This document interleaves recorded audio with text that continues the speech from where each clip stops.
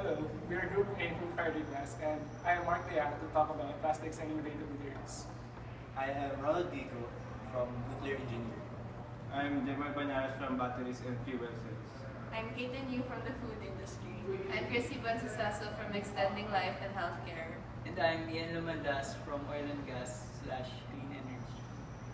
Okay, guys, so first I'd like to thank all of you for coming to this meeting, and to start things off, I'd like all of us to give each other some sort of background information on each of the sectors so that we can discuss what we need to discuss.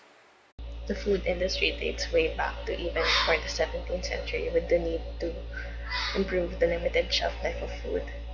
And when chemical engineers were able to help this industry through different preservation methods which continue to advance, uh, they decided to explore on different possibilities like improving the aesthetic appeal, food safety, and nutritional value of food, and even mass producing certain processes which couldn't have been done before. And because of that, uh, companies like PMG and Unilever are able to produce products of the highest quality with the least amount of materials and produce the least amount of waste. Our branch of industry deals with oil and gas and clean energy. The use of oil and gas dates back to the 18th century when fossil fuels were discovered and oil rigs were made to extract these fuels from the ground. Our jobs as chemical engineers is to refine the crude oil we extract and separate them to its components, which are petroleum, gas, naphtha, diesel, petrol, kerosene, etc. Other roles include process design and development, and production enhancement in plant operations, corrosion control, inspection, and quality control. But the downside of oil and gas is that it creates a lot of pollution, particularly carbon dioxide and other greenhouse gases. In USA alone, fuel consumption produces about 1.5 billion metric tons of carbon dioxide. So it's the job of chemical engineers in the renewable and clean energy faction to come up with ways to reduce these pollutions and also come up with ways to produce clean energy such as solar energy, geothermal energy, wind energy. Some of the clean energy engineers' works include geothermal science, photonic materials and solar energy capture, battery power storage and transmission, biomass conversion, etc. My sector, which deals with chemical engineers in healthcare, emerged and developed due to the emergence of epidemiologic transition in the 1940s. Chemical engineers are extremely helpful in this industry because of our strong background in multiple disciplines, and this allows us to devise ways to decrease development time and increase quality of pharmaceutical products and technology. We also help by conducting thorough researches and in this field and by publishing literature that advocate the significance of health promotion and disease prevention. Pfizer Medical Information and Siemens Incorporated are key players in this industry, and they provide trusted clinical products and innovative healthcare to professionals and patients. My sector deals with plastics and innovative materials. Nowadays, plastics are widely used because they are strong, lightweight, and cheaper to produce compared to other materials. They were first used to replace expensive or rare materials such as ivory or tortoiseshells in commercial production. Chemical engineers mainly focus on optimization and large-scale production of materials. This industry boomed in World War II when the demand for rubber increased. This led to an increase in chemical engineers designing plants, which would increase chemical production. One of the most recent discoveries in the industry is biodegradable plastics. Though these synthetic materials help ease the pollution caused by conventional plastics, the price to produce them is rather high, and personally, I think it would be much better to optimize the recycling of our current plastic materials than to devote more resources and newer materials into creating things that we would just dispose of. My sector also deals with innovative materials. Chemical engineers do research to optimize existing technology and make them more efficient. Or nuclear engineering started in the late 19th century when Madame Curie discovered radioactivity, but it saw major developments in the 1940s because of the need of nuclear bombs. Nuclear bombs were developed by the Manhattan Project and brought about a swift end to World War II. Today, nuclear engineering deals with nuclear energy by harnessing strong nuclear forces via nuclear fission and possibly one day nuclear fusion. This is used this is shown today in nuclear plants and nuclear reactors to produce electricity, and it is also used to power engines such as that of the Mars rover Curiosity. Chemical engineers help mostly by isolating, enriching, and purifying isotopes needed for nuclear power plants, such as uranium-235, and usually in large scale.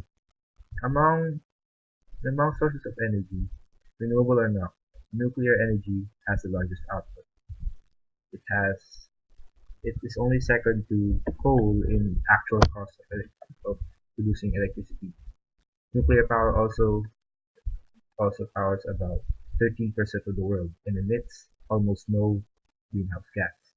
Fuel cell industry began on a concept by Humphrey Davy in 1801 and by the invention of the gas battery by William Grove on 1839, which showed that electric current could be produced from an electrochemical reaction between hydrogen and oxygen over a platinum catalyst. From that point on, the development of the fuel cells continued with the space program of the US in the late 1950s and 1960s. Then the emergence of environmental awareness in the 1970s, the era of the OPEC oil embargoes, forced governments to utilize clean energy that became one of the drivers for further fuel cell development. After the 1970s, the development was more inclined to commercialization that succeeded only last 2007 with the United States leading the market. The fuel cell industry continues to face challenges because many of the developers are still in the R&D phase. And credit availability is a huge factor in order for the developer to move on to the commercialization phase. Most of the key players in this industry are based in the United States and Canada. That includes huge companies such as General Motors and Toyota. Now that we have some background info on each of the sectors, let's proceed to the main topic of this meeting. Given the current state of the Philippines, what should chemical engineers prioritize in order to promote the development of the country? Well, since large-scale production seems to be a common role in all of our sectors, isn't it safe to say that we should focus on large-scale production? But isn't that a bit too general? What exactly would it be that we're trying to mass produce? Given the current state of things, we can't do that for everything. I agree. Trying to mass produce everything from each of the sectors would deplete us from our resources. We need to pool in our efforts into something that we can all benefit from. Actually, we just need to find the right mix when it comes to devoting our resources. Not everything is needed in large quantities. So true, small quantities of certain things can greatly affect the playing field. You only need a small amount of phenolphthalein to change a colorful basic solution. But what exactly do we need to prioritize? And what can we neglect? Neglect wouldn't be the right term per se. Even if it's not a priority, we'd still devote resources for it. Just not as much as our main priority though. Thanks for expanding, but that's what you meant by neglect anyway. Actually, I might have taken it literally if it hadn't been explained.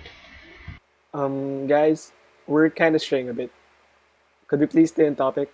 Maybe we should discuss first what each of our sectors decided on regarding on the matter.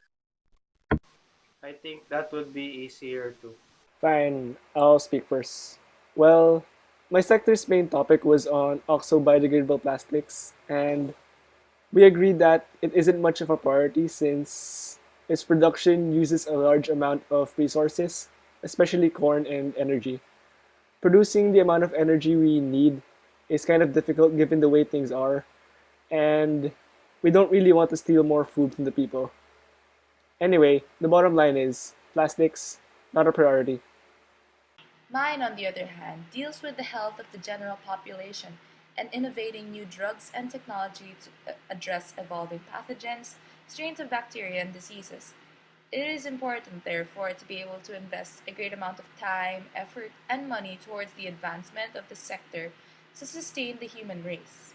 But with all the healthcare products and services already available, it may not be the best idea to solely prioritize this industry when there are other so much more important things to put up front. As mentioned by Caitlin, the production of not only the necessary technology and drugs, but practically everything around us, rely on a steady source of energy. The fuel cell and batteries industry should be prioritized alongside the clean energy and nuclear energy. Batteries or energy storage should be prioritized in development. In order to utilize all of the energy collected from renewable energy sources such as wind power or solar power. Energy storage is important so that no energy is wasted or dumped off during an energy surplus or having too much energy. And that energy will be available during an energy deficit period. Meanwhile, the fuel cell industry may not be fully profitable as of now, but given a few years of development, it promises a power source that can replace coal-powered plants. This sector focuses on nuclear energy, which is harnessing the power of nuclear fission and maybe in the future fusion to power our homes. Nuclear energy is clean. It produces almost no greenhouse gases. It also has a large energy output. Unfortunately though, the nuclear energy produces nuclear waste, which is very hard to maintain. Even the US only buries them or sinks them or throws them away. There's no proper way of disposing it yet. And also, large capital is needed to even pursue nuclear reactors. They're very expensive and also very hard to maintain. You need highly trained men, and it's very inefficient for our position right now in the Philippines, to use nuclear energy. Our sector deals with the production of energy, either from oil and gas or from clean energy, such as solar, geothermal, wind, or hydrothermal. We believe that production of energy should be prioritized not only because energy is important for everyday lives, especially now that we live in the technological age, but also because Philippines has one of the highest energy consumption rates in the world, in a sense that our electricity bills are high compared to most countries, despite using the same amount of electricity. If we prioritize this sector, we can decrease this electricity consumption rates, and rotating blockouts around the country would be a thing of the past. And as you can see, most if not all of the sectors set before mine require energy. And what is needed to produce this energy? Our sector. So, by the looks of it, we're going to be focusing on energy. Clean energy, to be specific. It's hard for me to admit, but this would allow the production of electricity without producing emissions that would contribute to global warming, while also not having the risks of nuclear energy, and it's easier to maintain than nuclear power plants.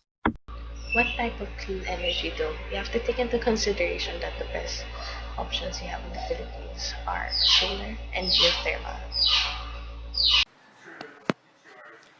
Yes, that is right. The best type of clean energy we could use here in the Philippines would be solar and geothermal. Solar because we live in a tropical country. This means that we receive the most amount of sunlight and we can utilize this to produce power from it. Geothermal because Philippines is a part of the Pacific Ring of Fire. This means that we have a lot of active volcanoes that could heat up rocks, and these rocks could be a potential source of geothermal energy. The problem with both of these is that they're not really perfect. Geothermal energy, most of the time, has its location far away from the cities, the populace. This means that loss from transmission of electricity is high, not to mention that construction is also expensive and new wells must be built every after a few years. Drilling into heated rocks is also very hard. And there's also you need to maintain an amount of temperature in order to produce steam. Solar energy, on the other hand, has a main problem with its cost of production and storage. Well, that's actually it. But based on this, it could be said that solar energy has less problems than geothermal. Not to mention that its source lasts for a very, very, very long time. So for us, solar energy really is our best bet. We should take some time off in order to look at the matter. Also, if I recall correctly, somebody from my sector once did research on this new material, which he used to make solar panels more efficient. So maybe that will come in useful for us as well. I'm not really sure if my sector can contribute to solar energy, but we'll try to do some general research anyway. Okay, so for now, I want all of us to do some research on what each of our sectors can contribute to the development of solar energy. And yeah, we'll take some time off and we'll meet again later. Okay, meeting adjourned. Okay, good evening, guys. Thanks for coming back, and I hope we've all done our research. So maybe somebody would like to begin?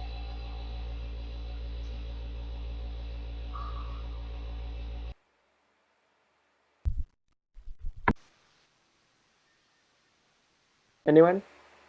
Well, okay. So there was this experiment conducted in our sector where instead of using the conventional materials such as silicon for creating solar cells, they used carbon nanotubes instead. And apparently, the resulting solar cells were found to be twice as efficient in converting solar energy and were actually much cheaper to produce. But we still need to do further research for this because even though the conversion rate is double that of conventional materials, the conversion rate is still very low because at max it's going at 3%, and that's not really remarkable. Hailing right from our home college, a study entitled Design, Optimization, and Field Testing of a Plasma Enhanced Optical Fiber Reactor for Hydrogen Production via Visible Light Driven Photocatalytic Water Splitting by Cruz et al. Integrates the use of solar power. Essentially, sunlight will activate the photocatalyst that will split water molecules into oxygen and hydrogen. This hydrogen will be then used as a source of energy. I have good news too. The Philippines has already begun making moves towards solar energy. The country's first large-scale and commercially financed and commissioned solar power plant, San Carlos Solar Energy Inc., started operations last May 2014. It says here that the solar plant can generate a total of 22 megawatts with a total of 88,000 solar panels, utilizing photovoltaic technology with 22 inverters. So through this, the Visayas grid will be able to benefit with an additional 22 megawatts, all while San Carlos Solar Energy Inc. displaces carbon emissions equivalent to that of those produced by 14,805 tons of oil for each year of operation. Unfortunately, despite it projected to save a lot of money, when it comes to dealing with global warming, renewable energy is still very expensive. So the government isn't too keen on using too much solar energy. It supposedly would come off as a burden on consumers' monthly bills. Yes, that's where we, the next chemical engineers, step in. It's very important for us to continue studying, to continue learning, in order to find out ways to make things more affordable, more readily available. We are the future of this industry, so we must do what we can to ensure that we are the best students now, the best professionals. Thank you for watching and have a nice day.